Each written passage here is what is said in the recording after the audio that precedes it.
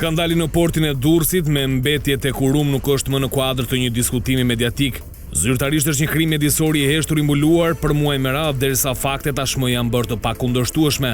Sipas Birnë Albania më 24 dhjetor 2025, prokuroria konfirmoi zyrtarisht se mbi 2800 tonë mbetje të rrezikshme të sekuestruara më shumë se një vit më parë kishin origjinë nga furnelat e kompanisë Kurum International. Ekspertimi kryer në Itali vulosi përfundimisht natyrën e ngarkesës.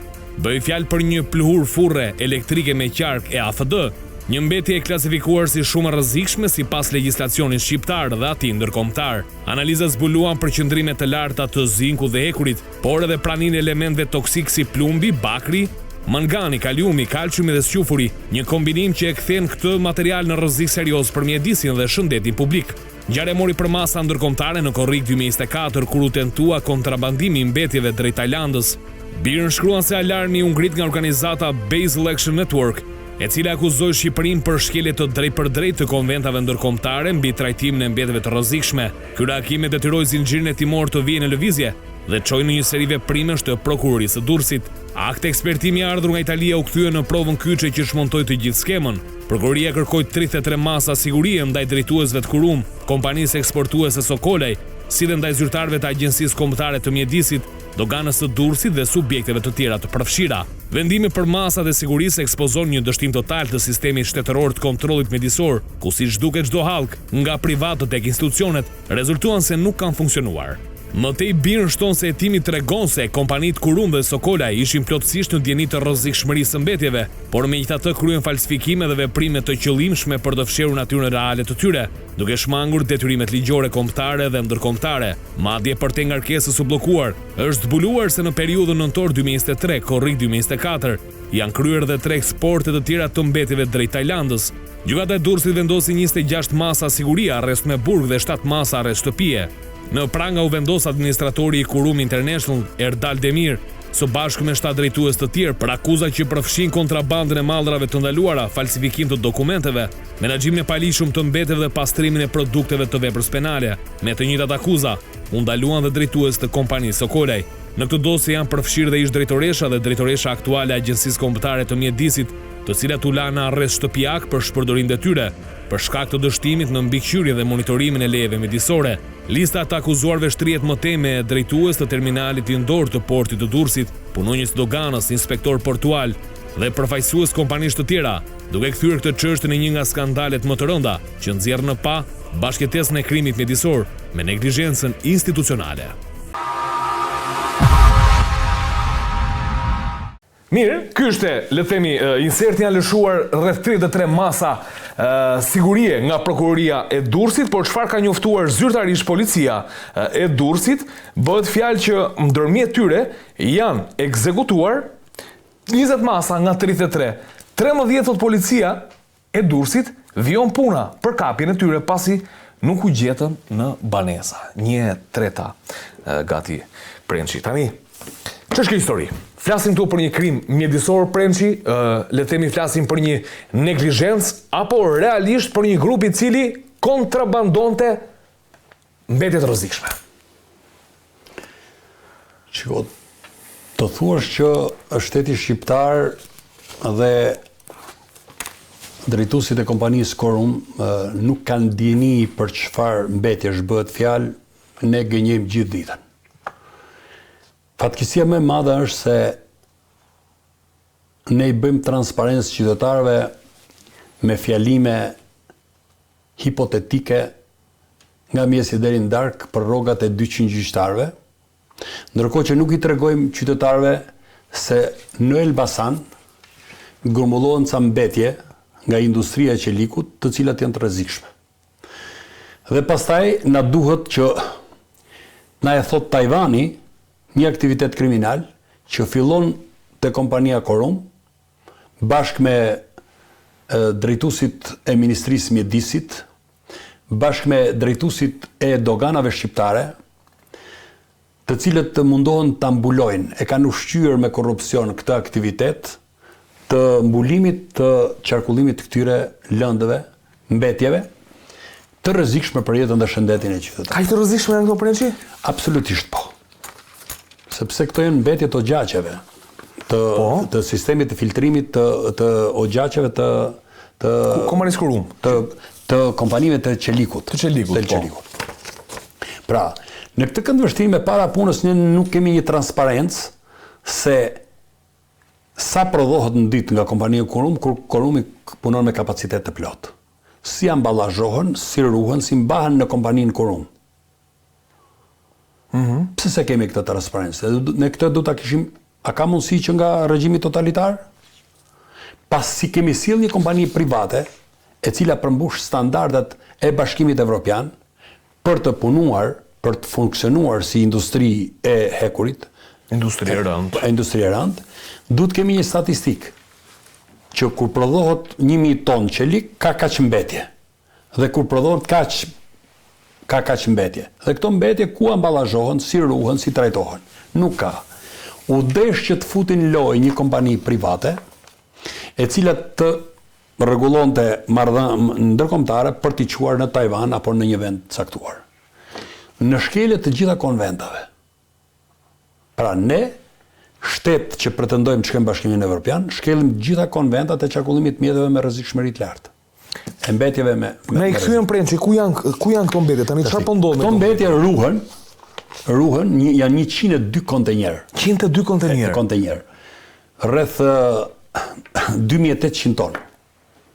2800 ton mbetje të paketuara në 102 kontenjer. Pas janë kthyer nga Tajvani. Pas janë kthyer, këto ruhen dikun aty afër Porto Romanos. Po nuk përbën rrezik tani këto? Shiko, nëse kontenjerët kanë në mbyllje hermetike, nuk përbëjnë rrezik. Okej, se qëndron brenda. Po. Nëse kontenjerët kanë efekte të natyrës, përbëjnë rrezik sepse ato kontenjerët janë në efekte nuk janë të mbuluara, janë në shi, janë diell, në efektet e rrezeve të diellit. Dhe në çdo moment, pra kushtet atmosferike apo kushtet atmosferike nuk janë të favorshme për ta ruajtur, ndaj dhe ne nuk kemi vend për t'i trajtuar këto. Dhe këto mund të shkojnë të trajtohen dikun, po duhet konform rregullave. Dhe duhet të tregohet se çfarë janë. Nëse ti i dërgon domate për specas, ti pranon kush. Nëse ti deklaron se ka, po duhet paguash. Prandaj domethënë kjo lojë është bërë se ka asgjësimi i këtyre mbetjeve kushton. Ka një kosto shumë të lartë. Dhe po i qove për të groposur domate, kushton me lirë. Po qove mbetjet e industrisë qelikut kushton me shtret. Këtë loja është para. Fatkeqësia më e madhe, Andi, është se këtë do ta trajtojnë inxhiniera ekspert të fushës, por fatkeqësia e madhe është krimi mjedisor. Edhe implikimi i zyrtarëve të lartë të shtetit, sepse kanë patur dieni. Ka diçka këtu. Sepse janë kryer veprime nga zyrtarët e shtetit, nga Ministria e Mjedisit, janë kryer nga doganat dhe kanë heshtur. Edhe masi ai ka kthyer Tajvani, kanë qenë të angazhuar në blok gjithë institucionet shtetërore për të mos mësuar të vërtetën. Këmbgulja e prokurorit, i cili nuk është mjaftuar me kërkesën që u ka bërë ministrive, por as me kërkesat që u ka bërë laboratorëve në Shqipëri. Dhe nuk është mjaftuar me kaq, sepse fillimisht këto institucione shtetërore kanë deklaruar që nuk ka mbetje të rrezikshme. Italianët, laboratori italian, po prapata do dalë. Kur prokuria ka konsumuar, ka shteruar të gjithë kapacitetet e shtetit shqiptar, por ka dyshuar edhe në aktivitetin e tyre, dhe ndaj dhe, po ta shikosh aty, nuk ke vetëm të arrestuar nga Kurumi, po ke edhe nga punësit e shtetit. Po, janë nga agjencia e mjedisit, nga doganat. Po, nga autoriteti portuar doganat. Pikërisht, se janë të implikuar jo vetëm në ushtrimin e aktivitetit paligjshëm për eksportimin e këtyre mjeteve të rrezikshme. Po janë përfshirë edhe në korrupsion, por kanë dashur të fshehin edhe të vërtetën. Dhe kur prokuria është drejtuar një laboratori në Itali dhe ka ardhur përgjigja, po, janë mbetje të rrezikshme.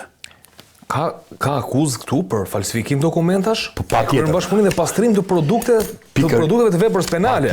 Patjetër. Sepse e para punës ato kanë abuzuar me detyrën, të cilët kanë detyrë që Kur bëhet fjalë për këtilla vepra, duhet bësh dokumenta të rregullta.